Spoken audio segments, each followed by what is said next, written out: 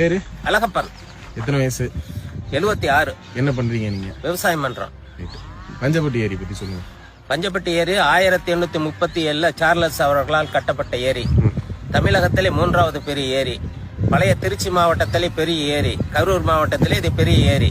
இந்த பஞ்சப்பட்டி ஏரிக்கு தண்ணீர் கிட்டத்தட்ட 25 ஆண்டு காலம் முடிந்து விட்டது.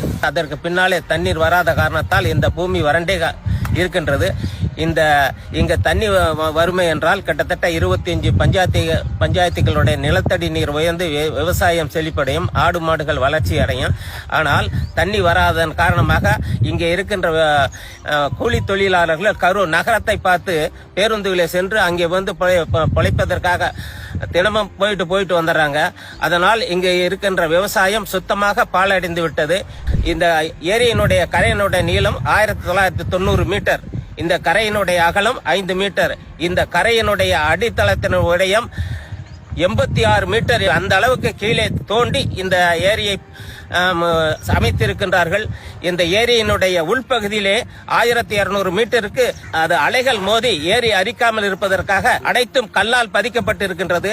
இந்த ஏரிக்கு 276 மீட்டர் நீளமுள்ள கடகால் இருக்குது. அந்த கடகால் எந்த காலத்திலும் அழிந்துவிடக் கூடாது என்பதற்காக இரும்பு கம்பியால் அந்த கடகாலை போட்டு மிக அருமையாக செய்திருக்கின்றார்கள். இந்த ஏரிக்கு 2 மணப்போக்கி ஒரு குமிழி இருக்கின்றது. இந்த 2 மணப்போக்கி குமிழியிலும் தண்ணி வருமே என்றால் விவசாயம் செழிப்படையும். வரத்து எங்கிருந்து வருது? வரத்து கடவுர் வடப்பகுதியிலிருந்து புங்கநாற்று வழி அங்க தண்ணி வந்துகிட்டு.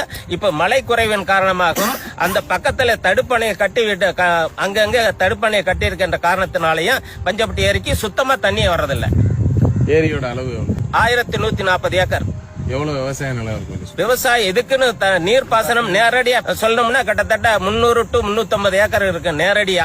மறைமுகமா கிட்டத்தட்ட 90,000 ஏக்கருக்கு மேலதான் இருக்கும். திருச்சி வரைக்கும் போகுது. ஆமா, உப்படம் திருச்சி குடமுரட்டி வரல என்னுடைய நிலத்தடி நீர் உயரும். இப்ப இங்க என்ன பண்ணா இந்த பஞ்சப்பட்டி ஏரி தீர்வு கிடைக்கும்? மாயனூரிலிருந்து உபரியாக தண்ணீர் போகின்ற தண்ணீரை பம்பு செட்டு மூலம் இந்த ஏரிக்கு கொண்டு வந்தா தான் பயனடையும். வேற வகையில பயனடைவதற்கு வாய்ப்புகள் இல்லை. இன்னொரு வழி இருக்குன்னா, இப்பொழுது வெள்ளி அணை இருக்கின்றது. அந்த வெள்ளி அணையை இப்பொழுது கொஞ்சம் சீர்படுத்தி அது கொஞ்சம் தண்ணி தேக்கியிருக்காங்க. அந்த வெள்ளி அணையை இன்னும் கரை அதிகப்படுத்தி ஒரு 7 கிலோமீட்டர் கிழக்கமா புதுசா வாக்கியம் எடுத்துட்டாங்கன்னா புங்கநாற்றல் இணைச்சிடலாம். அப்படி வருகின்ற போது கிட்டத்தட்ட எந்த காலத்துல எந்த செலவு இல்லாம ஒரு அருமையான திட்டம் இது இருக்குது. வெள்ளி அணை எவ்வளவு தூரம்? 20 கிலோமீட்டர் வருங்க. அதுல ஒரு புங்கனாருக்கு வரல தான் நம்ம வாக்கியா புதுசா எடுக்கணும். எவ்வளவு தூரம்? அங்க இருந்து ஒரு 7 to 9 கிலோமீட்டர் புது வாக்கியா எடுக்கணும். புது வாக்கியா எடுத்து